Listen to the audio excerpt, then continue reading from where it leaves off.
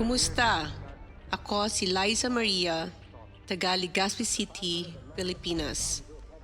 Kayo ay nakikinig sa My Alien Life with Cameron Brower. Tonight in the studio, Russ Kellett, the founder of British UFO Hunters, joins me. Russ has been investigating sightings in the UK for over 20 years. Russ has worked closely with TV, radio, newspapers, and other media to share publicity information about UFO sightings while remaining objective and conducting research in a purely scientific manner. His experience has put him in the spotlight all over Britain, and he has appeared on many UFO-related shows and documentaries. Tonight, Russ and I will talk about UFOs, why the media has curtailed UFO stories in the UK, and his research methods and well-documented history of UFOs in Britain.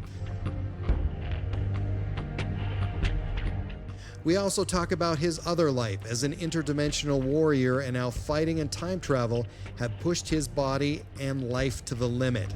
I occasionally think how quickly our differences worldwide would vanish if we were facing an alien threat from outside this world. And yet I ask you, is not an alien force already among us?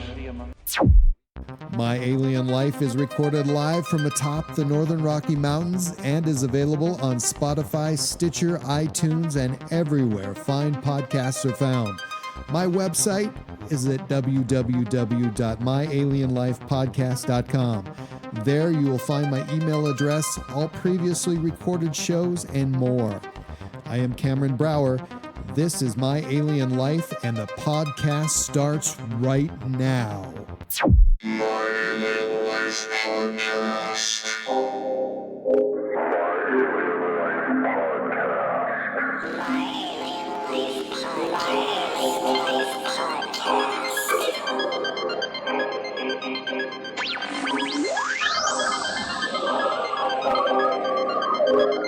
Three, two, 1, 0, and liftoff.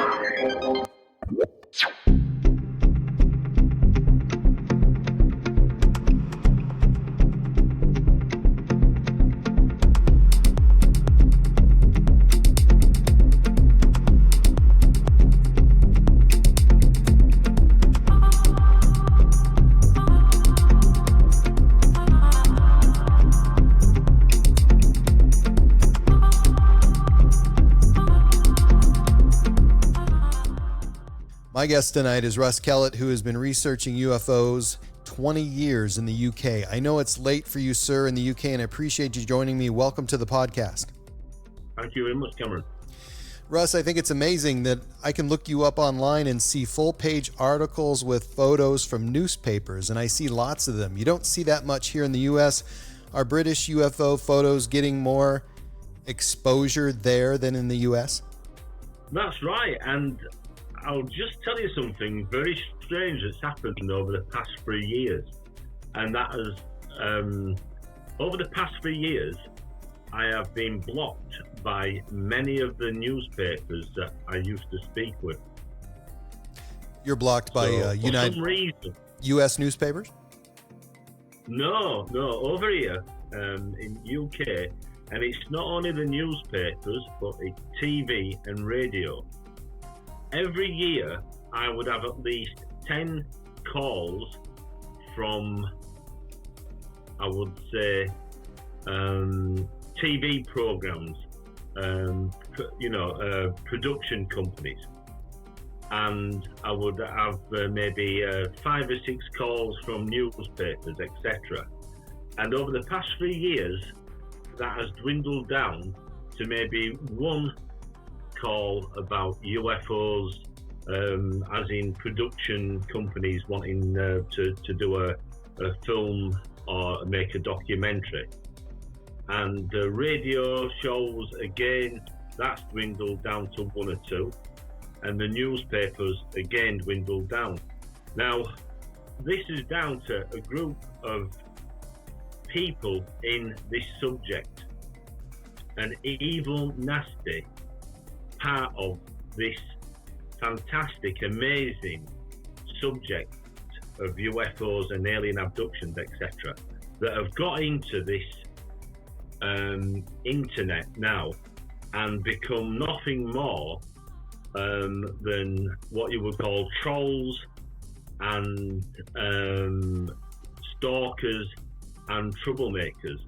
And they've really gone to town on me and another chap. And when we've been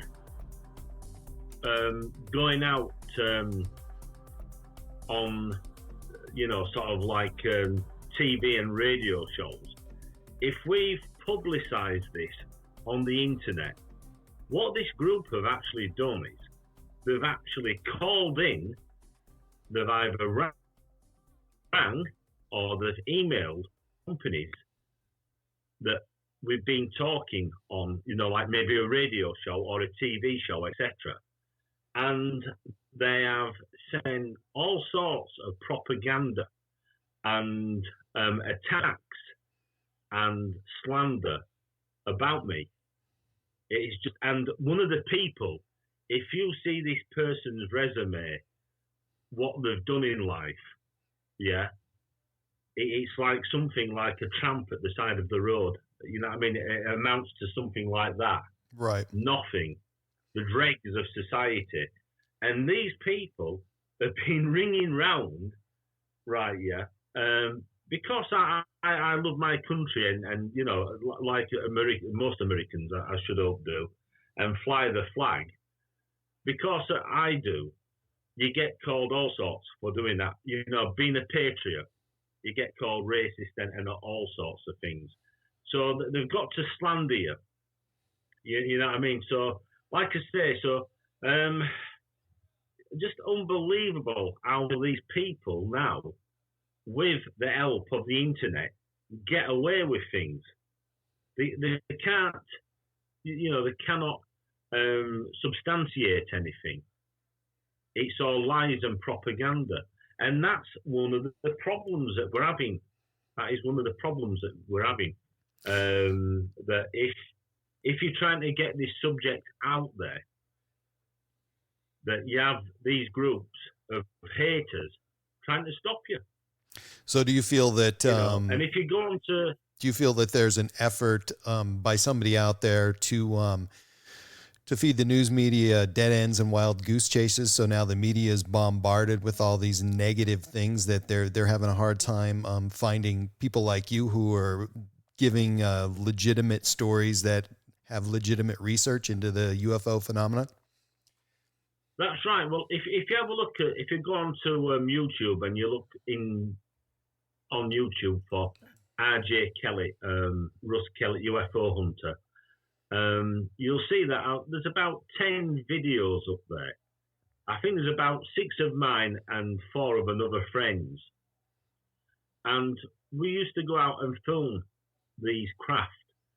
And we'd call somebody in as an expert, to have a look at the footage. A gentleman part of the Expert Witness Association. So he goes to court and he can put people in prison by, looking at footage and telling the courts, yeah, this is right or this is wrong, etc. So we called a professional like that to look at our footage. And the thing is, he cannot tell us what the footage is, what he's looking at.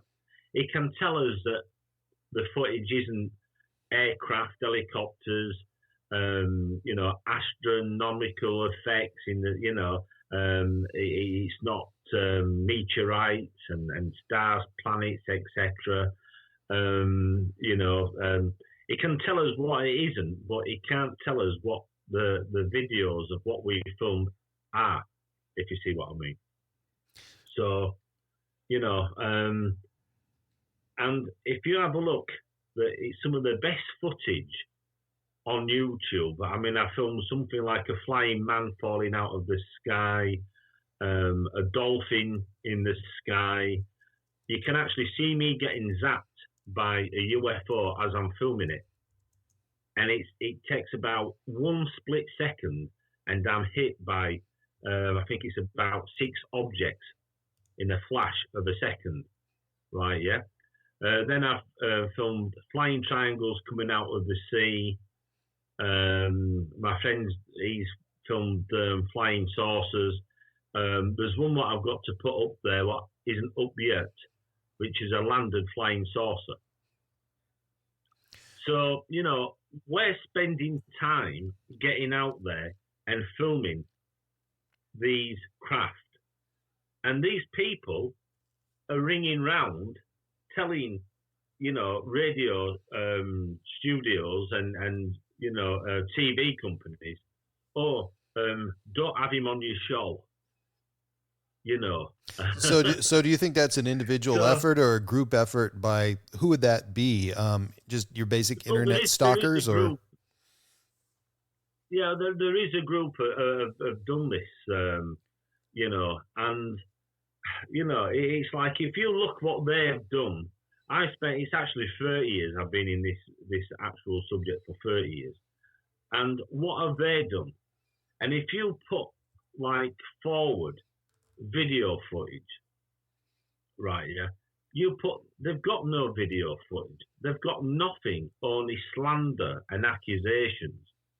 If you ask them about UFOs and about this subject, you know, there's very little they can tell you.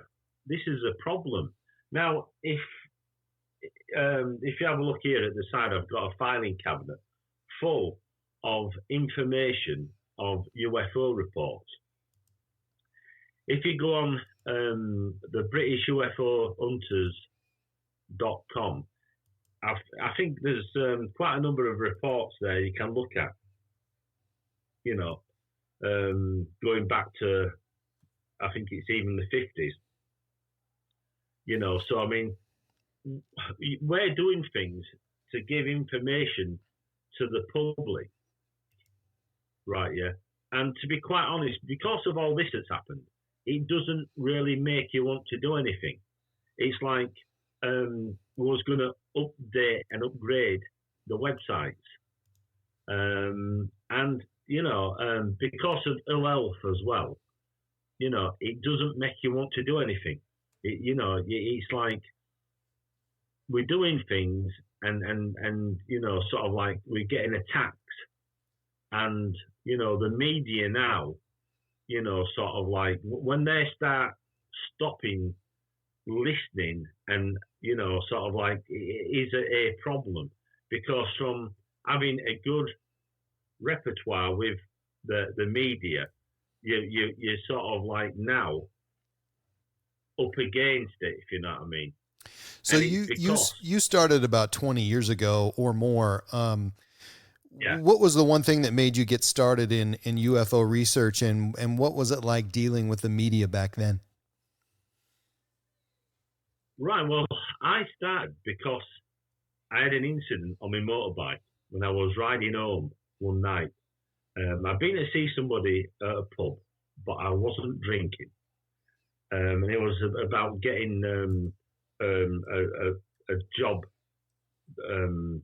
on my chopper done, you know, an engineering part needed doing it and what have you. So this chap didn't turn up, so I had to basically go on because I had work the next morning, and, you know, sort of like it was early start. So I thought, can't hang around all night, he's not here, so I better. So anyway, on my way home, I came to a level crossing and there was lights coming down.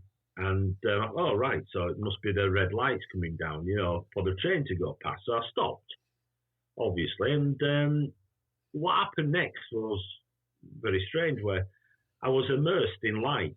And I'm looking around thinking, if that's somebody behind me in a truck or something, they're a little bit too close, because I could feel the heat off of this light, you know. So I'm looking around and there was nothing behind me. The road was clear.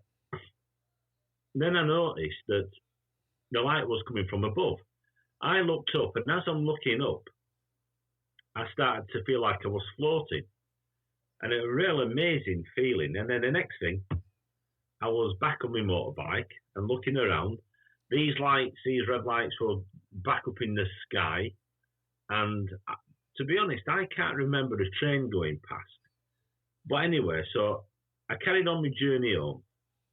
And on the way home, I could see in the distance there was this ball of light, and it seemed to be in line with me, and it seemed to be getting closer and closer to me. And I could see it going over buildings, and I could see it going over trees and coming closer until it was at the side of the road. And I could see massive, big. It was like silver, but it was like white inside. And this thing just flew in front of me, motorbike, and flew across up into the sky. And so I pulled over and parked up my motorbike at the side of the road. And I watched this thing, in the distance. And I thought, wow, that's just unbelievable. So I'd had a cig. I must admit, I smoked back then. And so I lit a cig up, and I was watching this thinking, wow, that's amazing. And it was a cig. It was nothing else, So I carried on my journey home, and I came to just outside my house, and I could see that the house lights were all off. And usually, sort of like at that time, there'd be, little lights on because my dad would probably be up watching television, etc. So I got in and I realised it was a lot later than what I thought. And the next morning I was awoke to my mum shouting, "Come on, Russ, get up, you're going to be late for work." So I got up, straight out and straight to work. I got in the works, just got through the door, took my helmet off, and one of the women that I work with shouts, "Russ, have you seen your face?" And I said, "Have you seen your face?" And she says, No, I'm being serious. She says, "Look at your face, it's all suntanned." Huh. And I said, "Don't be silly." And she said, "No, go look." So anyway, I had a little office, and I went in the office, and sure enough, where my helmet had been, I had an half-face helmet, and you could see it was like sunburn, and back of my hands and my neck, So I'm presuming this must have happened because it wasn't like that when I went out, and it wasn't, sort of like, so it must have happened, when I was at the level crossing, you see. So anyway, a few days later, I'd gone to see a friend, and we were laughing about it, and he said it's like something out of Close Encounters. And I says, "It is really, isn't it?" He says, "Yeah." And he said, "I've got a book somewhere. You want to read this?" And it's about Close Encounters and UFOs. Anyway, I sat down, and it took me a few weeks, and I was reading it, and it sort of like it rang true a little bit about what was going on, and more things began to happen. Like I was going down this same road, and I remembered going down a tunnel, and there is no tunnels, sort of like down this road. But yeah, I remembered going down this tunnel and feeling really odd and coming out at the other side. And this happened on about 3 or 4 different occasions. In fact, one occasion, I was going down this tunnel, and I thought, this tunnel again.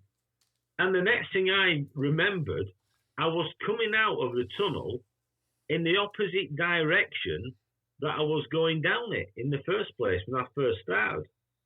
And I came out, and I was a little bit sort of like, how can I put it? A bit off put, sort of like, and I was slowed down to a very slow speed, almost coming off my motorbike, almost, like at a standstill. And I pulled my throttle back to set me off again, and looking around, and then I flew past this car with this woman driver, looking at me like, where did he come from? So strange things started happening, and it was around lights, being immersed in a light, and sort of like having this sort of like this like suntan although it was back end of the year, and going down these tunnels. And then I was in my bedroom and I was listening to some music. I remember it was a tape. It was back then, 85, I think it was, 88. And listening to Monsters of Rock. And all of a sudden, the wall in my bedroom turned black. And these, what I can only describe as like people, like tall, dark shapes, walked through the wall. And they were like silhouettes, or people, I hear people say shadow people, but like silhouettes, and one of them in particular was actually talking to me and telling me all sorts of strange things, and I'm saying, no, I'm not going to do, oh yes, you're going to do this, and I'm saying, no, I'm not going to do that. And there's like a conversation going on now. I'm being told I'm going to do something. Then I'm shown images of what's going to happen, like in the future, I think. And there's like all sorts of sounds, and the sound seems to be delayed a little bit. It wasn't like watching a television. It was like watching an image and sound coming later, if you see what I mean. It was really bizarre. So this is one of the reasons why I started wanting to, find out more. And then... So the beings that you saw in your bedroom, what did they look like? Would you describe them as... like tall. Yeah. Just like tall, like frogmen. Wow. Frogmen, skin divers. So what was the next step then? Once you got interested and you decided that you're going to learn more about your own experiences, where did you go? Where were you going back then to get information about UFOs? Well, basically, looking around the libraries and seeing, you could go up into I think it was a 4th floor, and you could look at some of the old news clippings. And I asked if you had any news clippings on UFOs, and they said, yeah, so they brought this section out with box files to have a look at local UFO reports, So then I set a group up, a local group, to get people together that were interested in the subject and to find out more about it. But all the time this is going on, I'm having strange things happen. On my motorbike, I'm remembering things, strange things, like being in a room and in this chair, and this chair goes back like a dentist chair, and I have this tube put into me throat, and it's like got an helmet fixed to it, and this goes on my face, over my head and what have you. And but it was like, how can I put it? Not in sequence. I didn't remember it all as it happened. It was like things coming and going, like the memories were like there wasn't. They were staggered, if you see what I mean. Sure. So I'd remember something that happened in the middle first, and then I'd remember something at the end, and then I'd remember the beginning later on. And it was me being put into a military unit with these aliens and given this very thin cloth like suit. And when you put it on and you turn this dial, it tightened, really figure hugging. And then having this helmet and a weapon, and then training. And it was like in this big arena, and basically being taught to be a soldier for this alien race that we was fighting for. So, all these memories, and then, where we lived at the underground bases, where we've lived on this planet and other planets, and the bases that we've actually taken from other alien races in a war, that has been waged for years. So, all this is, sort of like basically just mind blowing when you're remembering things like this, and then, who can you tell? So at that time, when you have all these different memories, was this interrupting your normal life? I mean, did things drastically change, and were people noticing that change within you? Oh yeah. One of the changes is health, and from being quite fit.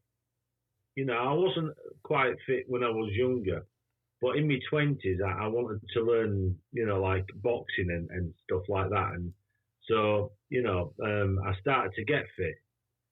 And what happened then, I had a motorbike, but I didn't really drink. And I kept myself in shape, like I say. But after all this happened, when I had the sunburn on my face and what have you, and then,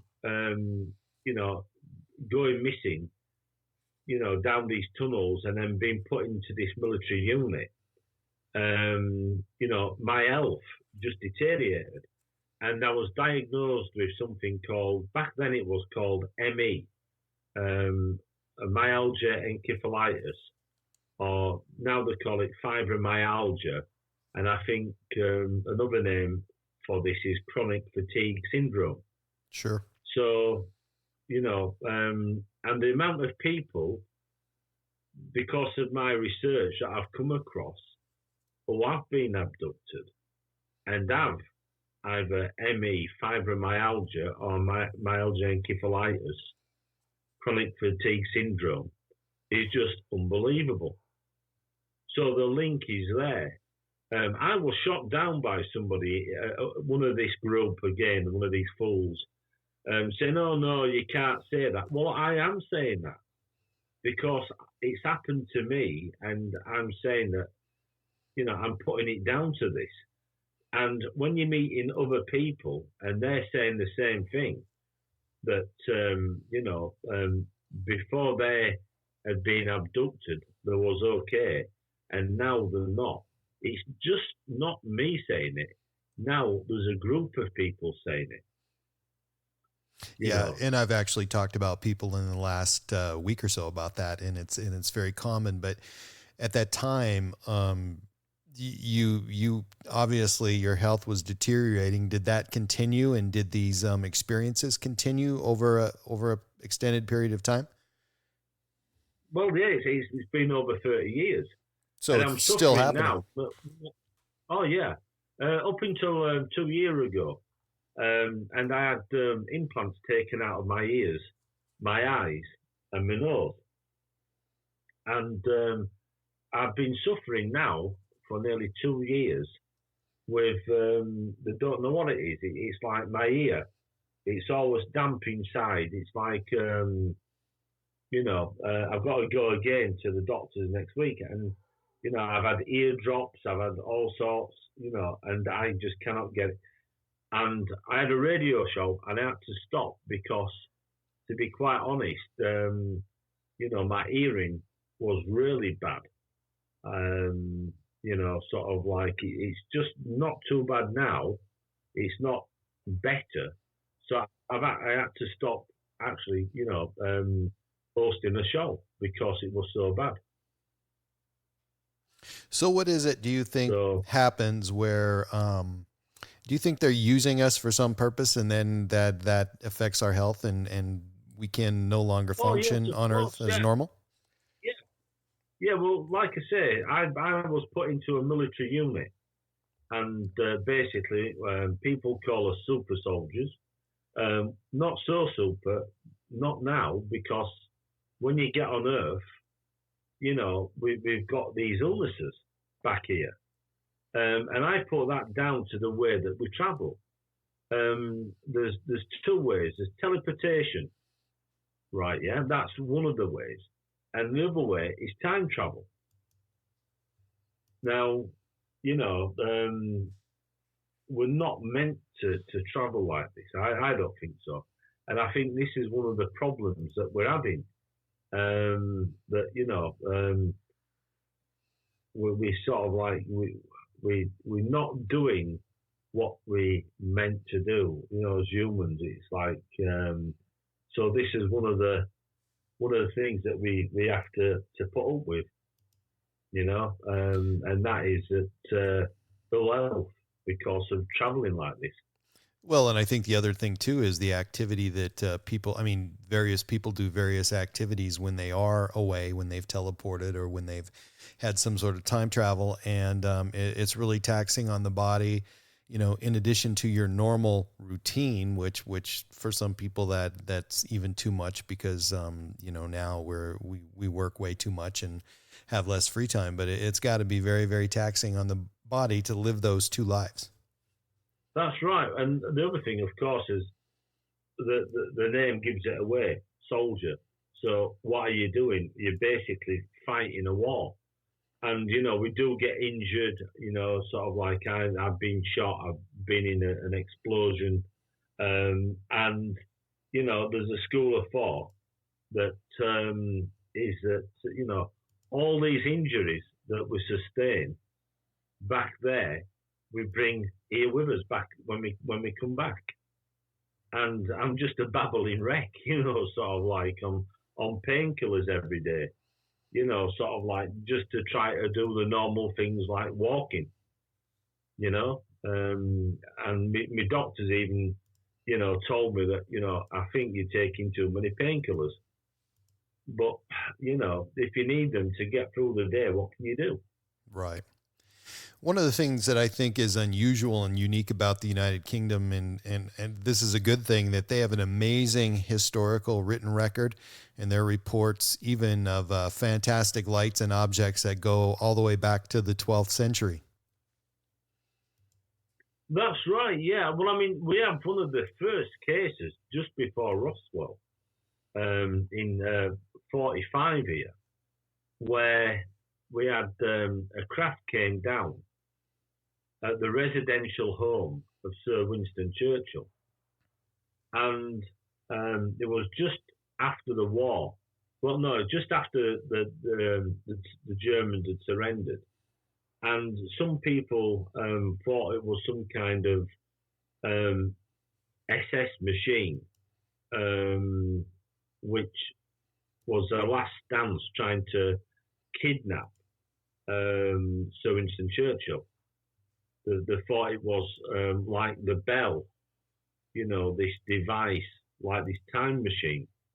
And I've been researching that, but I'm just I'm just banging my head against the brick wall at the moment.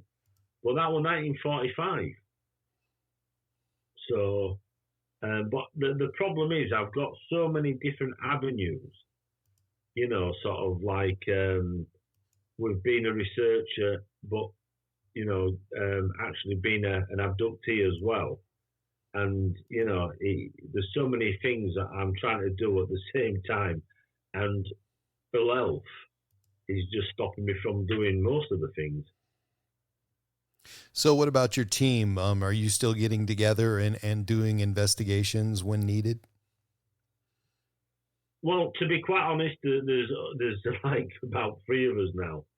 And we're looking to do something a little bit different shortly. We're grouping up as like individuals on a project. So it won't be the British UFO Hunters. What it'll be 3 or 4 individual UFO investigators working together. So the name is immaterial. There'll be a name for like the TV show that we're putting out, but you know, we'll be, you know, sort of like doing it together, but like I say, separate investigators.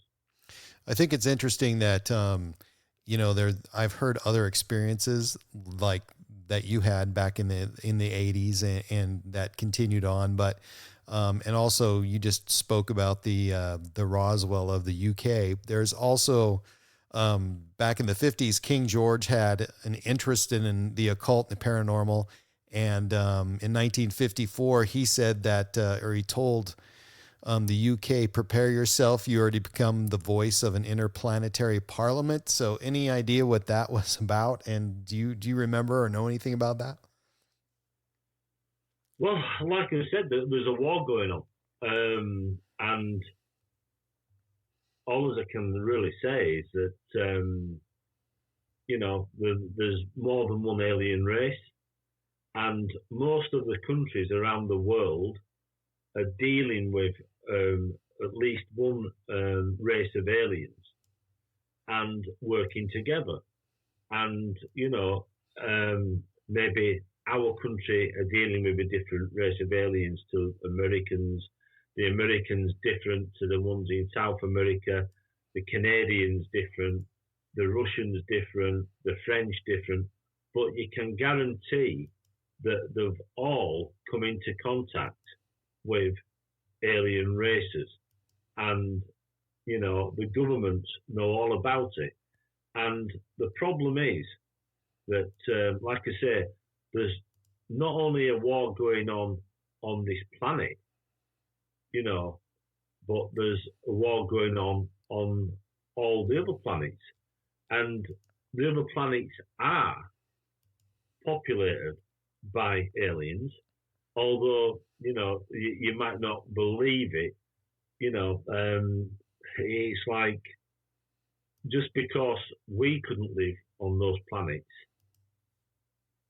as like humans doesn't mean to say the alien races that live there don't live there. They might not look exactly like us, but you can guarantee that there are definitely other races living on other different planets. And this is a big problem because there is a battle going on between these aliens. And of course, you've only got to look at the Second World War to realise that Germany had help. I think even von Braun actually said, didn't he, that the technology that they had were not from this planet. If I remember rightly, his statement says that they had help from the others, So does the UK have UFO hotspots? I mean, the United States, people have shown a relationship with UFO sightings and nuclear power plants. Does UK have UFO hotspots that are consistently seeing unidentified craft, and what would the draw be? Well, I've had somebody contact me just this week about filming UFOs above a nuclear power station. So that's strange that they asked that question. And so, that is one of the, sort of like areas where people do say that there is activity. Now, I've never come across that until this week. But as for hotspots, what you've got to remember is that, these hotspots or UFO capitals will change. For what reason, we don't know. But there'll be quite a number of reports in one area for a certain amount of time, maybe a month, 2 months, 3 months, etc. And then it'll move somewhere else. We've had, for 3 years, very little in regards of sightings. And again, I don't know whether that is because my computer's been hacked in the past 3 years quite a number of times. My website's been hacked.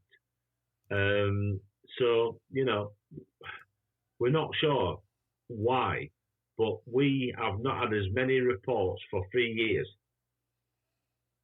I mean, we're not quite certain why. But like I say, you know, these things will move around. You know, one place will be a hot spot or a UFO capital 1 minute, and then it'll go cold. And then somewhere else will pick up, you know. And that's just the nature. That's the nature of these things. One of the you know, things, and you can't, yeah, one of the things that I like about your website is that that you're willing to share this information. You have information, a vast amount that you've collected over the years, and you talk in your website about sharing that information with the media and sharing that with other researchers. So, in the UK, do you have any respected colleagues there, or do you have any respected colleagues nationwide, worldwide that you share information with and you're able to network with to understand this better? let's just say that I'm just trying to think of how can I put this. I would say that after 30 years, and we've got a website there sharing, you can go have a look at the information. I have got, what you see there is nothing compared to the information we've got to put up on that website or a new website shortly. But like I say, I was looking after somebody who was ill, who had cancer for 7 years. So I wasn't able to really do anything, or, you know, because the person took a lot of care, you know. And then now becoming ill myself, you know, there's one of these things where there's a lot of things that need to be put up on the website, but I'm finding, to be quite honest, because of being blocked and of all these problems and what have you, I've got to the stage where I can't be bothered networking with people. You know, I find that people will come to you when they want things.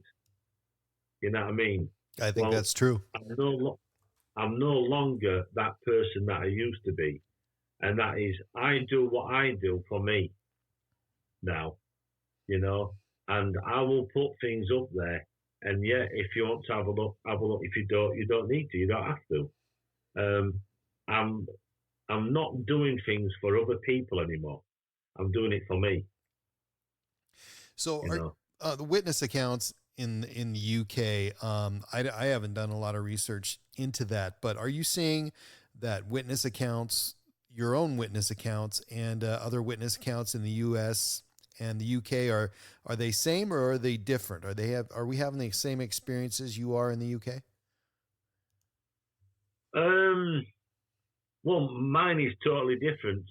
You see, like the thing is, from what used to be contactees and abductees, now we've got this damn thing which is experiences. You know what I mean? And God,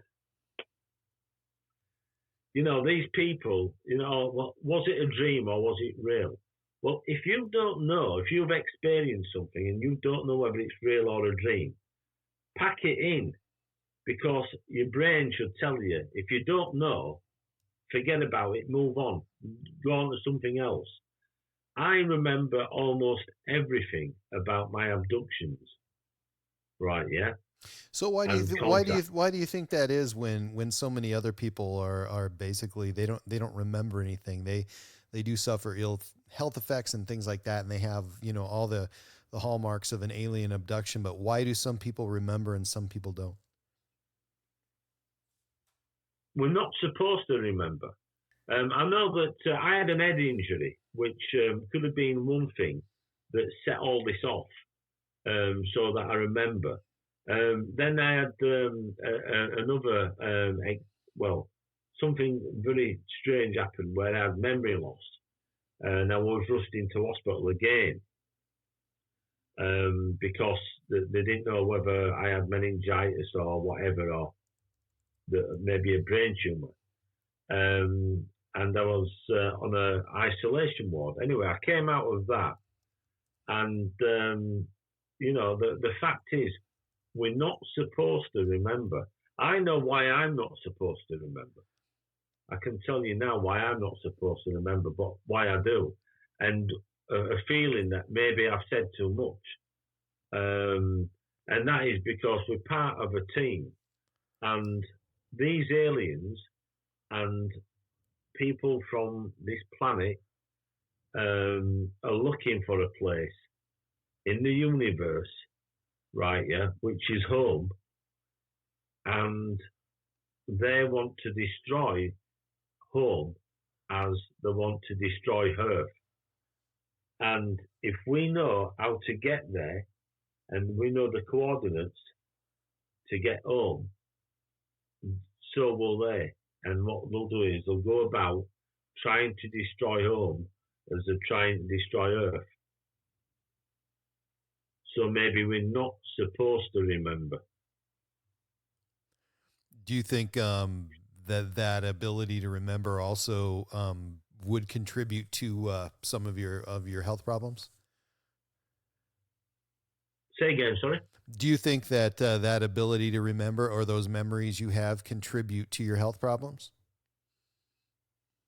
In what way? I don't know what you Well, mean. it's a traumatic event. It's very different than what you've experienced here as a normal human being without those experiences. So, is it a stressful thing to remember those things, and it exasperates your health problems even further, knowing what has happened? Yeah, I see what you mean. Yeah. I mean, the thing is, traveling the way we travel, it is it's one hell of a rush. And if you're one of those people that like roller coasters, if you don't like going on a roller coaster, and you're going to be taken into a different time, that's what it feels like. And if so, you can imagine if you're not a person that likes roller coasters, and that's the feeling when you travel, it makes you really sick and ill, for one thing. Then there's the other travel, teleportation again, sort of like it's just not like a ride in the park, So that makes you, if you're a bit squeamish and a bit, So yeah, I see what you mean. It could have, it does have an effect on us. There is no doubt about it. It has effect on us as health. Did you ever have any anxiety because you were worried or didn't want to participate in a future travel or a future fighting? Yeah, I should imagine. Yeah, I think I have. Yeah. I mean, when you're telling somebody, no, I'm not going to do that, and you're not going to be taken, and yeah, of course, yeah. So right now, it appears there have been many sightings in the year for years and years by military pilots in the United States, and lately that we've had news reports and things like that of nature of UFOs spotted visually and by telemetry by our U.S. military. A lot of these sightings, most of these sightings were by military, and they had a few videos that they had posted online and on the news here in the United States of the telemetry of these fighter jets engaging with these UFOs. Why do you think that we're seeing this now on the news, and why aren't we hearing of passenger planes and commercial planes and private small aircraft experiencing these UFOs and engaging them as well? Yeah. Well, it's funny you should say that, because the actual video that it shows, and it keeps on showing, is absolute garbage. Where it shows a fighter jet, and It's all that. It's old news. I remember seeing that years ago. It wasn't good then. It's not good now. As for pilots, actually flying airlines, they're not allowed to tell you. They've signed contracts saying a little bit like with the military. They sign Official Secrets Act.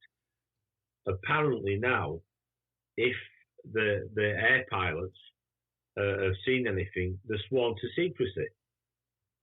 And they may lose their job. Now, if you've got a pretty cushy number flying, sort of like planes about, and you've got the high life. Wow, as a pilot and all this lot, and you've got a good income. You've got a nice big fast car and a house. Are you going to say anything to jeopardize that? No, you're not. No chance. So there's been some pretty violent events in the UK for hundreds of years that would seem to lead to many ghost opportunities and things of that nature and other paranormal sightings in the UK. Have you ever been involved in any other kind of paranormal studies other than UFOs and aliens? Yeah. I started up looking into ghost hunting, and to be quite honest, I've left it well alone now, because aliens I can deal with, demons and things like that. No, when I first got interested in this, my sister was convinced that I'd let a spirit into the house or something when these things walked through my bedroom wall, and she wanted the house. We couldn't get a priest in, so we got somebody to bless the house, and they blessed the house. And she said something which made sense, and that is, keep away from these things, because I read a little bit about ghost hunting and about ghost poltergeist, and now my belief is, keep away from things like that. The dead are dead, and leave them, sort of like let them rest. This is something totally different. So that's what I do now. I just deal in UFOs, alien encounters, and abductions. I also started looking at big cats, because we had a number of big cats reported. Like these big cats, like like tigers, panthers, etc., which are not native to this country, but have been seen roaming around, and they've been seen roaming around where there've been UFO reports as well. So I did start looking into that. But to be quite honest, the problem is you stretch yourself out, and, really, I'm sticking to one thing now, and that is reports that are coming in of unidentified flying objects and flying saucers, etc., and alien abductions. So I'm just sticking to that now.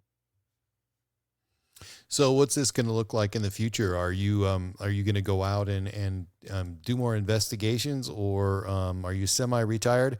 I'm just wondering who the big players in the British UFO research are right now, and how willing they are to work with other people, like yourself out there. Well, when you it's funny you should say big. I hate that.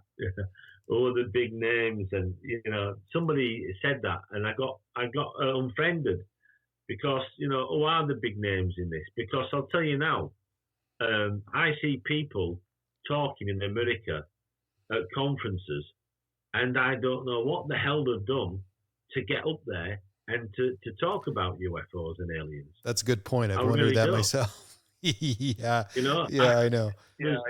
Nothing new. They've brought nothing new to the table, right? Yeah. There is nothing new. I've got things here and video footage. If you look at R.J. Kellett on the UFO Hunter, Russ Kellett UFO Hunter on YouTube, things, that amazing footage, and sort of like some of the research, what I've looked at, my own research about me being abducted and video footage of a landed craft where I live, and the research, and I see my research here, right? Yeah, and I see people in America and in this country talking, and they're talking about Rendlesham Forest, for God's sake, and Roswell, hasn't anything happened after that? And the problem is, and this is a big problem, that everybody wants to talk about UFOs and what have you, but nobody wants to go out and do the research. So we keep on going backwards to Roswell. We're going back to Rendlesham Forest, and and sort of like, where's all the new information coming forward? There's not a lot of new information, and I think it's interesting that you mentioned Roswell, because one time I said, yeah, there's so many people investigating Roswell. I think most of them have brought a lot of them have brought most of Roswell back home in their a pocket full at a time. It's getting a lot of attention. Yeah, it's embarrassing. It is really embarrassing. I'm embarrassed when I see the people talking, and I'm looking, and I'm seeing people paying good money, right? Yeah, and there's nothing new. And I'm thinking to myself, this is unbelievable. There's people spending real good money in America and in this country, and sort of like, I've lost better footage. Honestly, I've lost better footage than some people will ever see. I was looking at your footage online. I think it's kind of remarkable. You have some really good videos of UFOs. So how is it that you're getting this footage? And is it because you're an observer and you're looking up where these things usually are? No, it's because I'm a contactee. I'm an abductee. So they're going to be around me, aren't they? I mean, I made a documentary with Bravo TV years ago. And we were out there filming, and the cameraman put the camera away, and we're walking away from us, and they said they'd see us the next morning before they went, and sort of like have a coffee before they went. And as they're walking away from us, they noticed something. They started filming, and there's these balls of lights flying around me and my friend Jody. And sort of like, they said they couldn't make this up, These things came down and started flying around us, after they'd stopped filming. So they started filming again, and this is what happened later on, And yeah, so I mean, these things will come around us. If you're an abductee and, you've been taken, yeah, I am being watched, and I'm being watched all the time. So we have abductees and experiencers out there who report all the time these really fantastic interactions with aliens, and they love it, and it's part of their life. But you had experiences that are not so good. So do you believe these? Do you believe these accounts by people who are having these wonderful experiences, or do you think that's real as well? Oh my God, yeah. These experiences, they don't know whether it's a dream or not. Yeah, it's a dream. Go away. Other people, well, let me just tell you now, when you're abducted, right,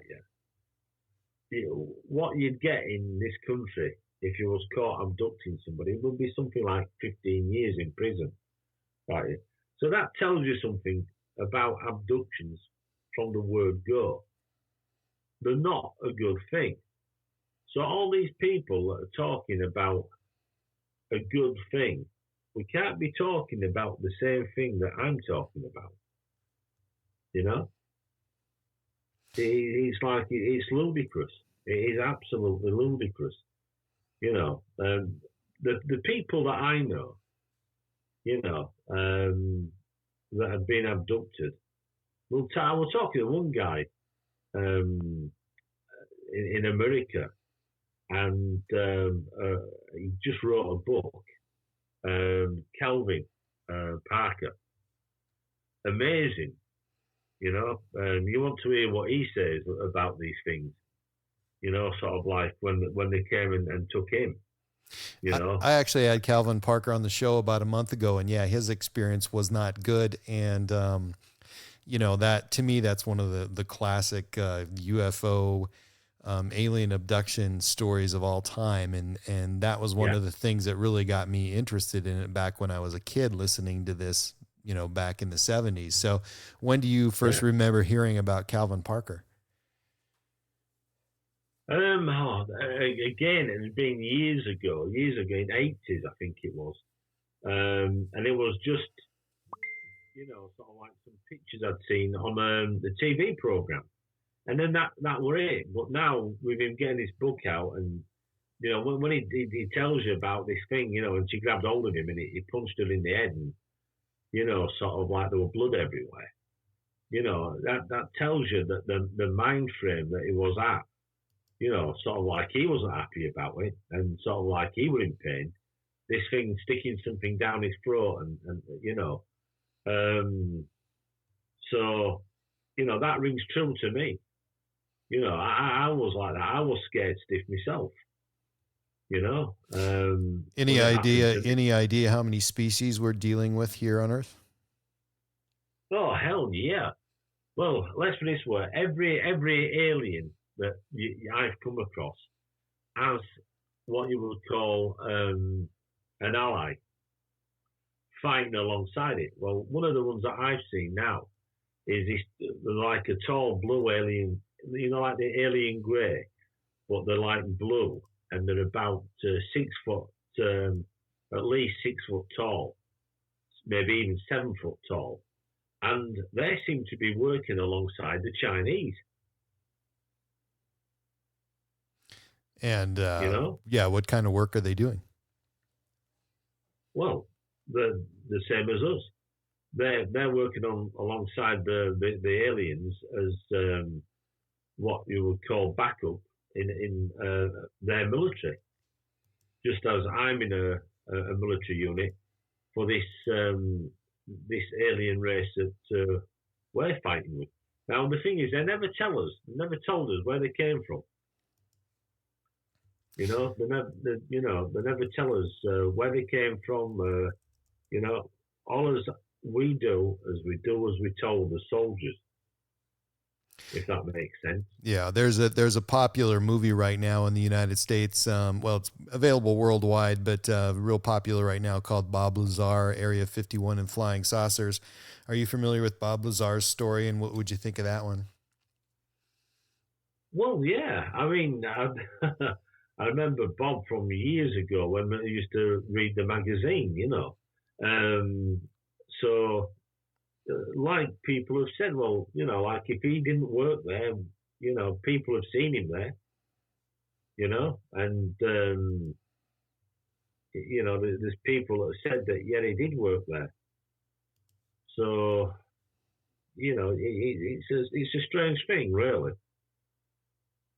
You know? Yeah, it's very unusual, and it's, you know, it's unusual that there's really only one person with this account, and, you know, it's interesting, and I think that's interesting too that there's so many people out there that have had abduction experiences or other kind of experiences, and there's so many unique ones, and I have heard experiences like yours. To me, it sounds like, you know, relating back to my own story. You had an experience that, you know, most people definitely wouldn't want to have, and especially since it's been going on so long. I mean, to me, that would just cause me a great amount of anxiety knowing that, you know, could potentially happen again. Oh yeah, there's no doubt about it. I mean, I don't think it'll happen again because I put too much weight on, and sort of like I'm not. You know, I am going to be running around and what have you with, but the problem is, and the thing is, we're talking about time travel. So I mean, sort of like there's no end to what they can do. Right. Russ, please tell everyone where they can find you and British UFO Hunters on the internet. You can find me at the website is BritishUFOHunters.com. And you can find us on YouTube at Flying Saucer Television. And on YouTube, you have a bunch of your own UFO footage, which I think is really amazing. Yeah, that's RJ Kellett and Russ Kellett, UFO Hunter. If you have a look, I forget which one. I've got that many now. I'm going to be putting some new footage up shortly. I know it's late for you, Russ, and thank you very much for being here. My guest tonight, British veteran UFO researcher Russ Kellett. Sir, thank you so much for joining the program. Thank you for having us on this show, Cameron. Thank you very much, Russ. This will be on Tuesday night. Usually I do Wednesday night, but next week is a holiday here, so I want to give people a little extra time to watch it during next week. And so, yeah, Tuesday night about 10 p.m. Montana time, which is, I think that's probably about 4 a.m. for you, Wednesday. Right. Can you send us a link? And oh, yeah, I'll send you. Absolutely, man. I'll send you all kinds of links, and I will tag you on Facebook, and I'll promote the heck out of it for a long time coming. So, Thank you very much. So yeah, every day I post, 10 to 20 different podcasts, the previous ones, and people will be listening for a long, long time. And I thank you very much. And you take care, sir, and keep in touch, because I would like to hear some more from you in the future. Right. Well, thank you. And I will say good night and God bless. Good night. My Alien Life Podcast.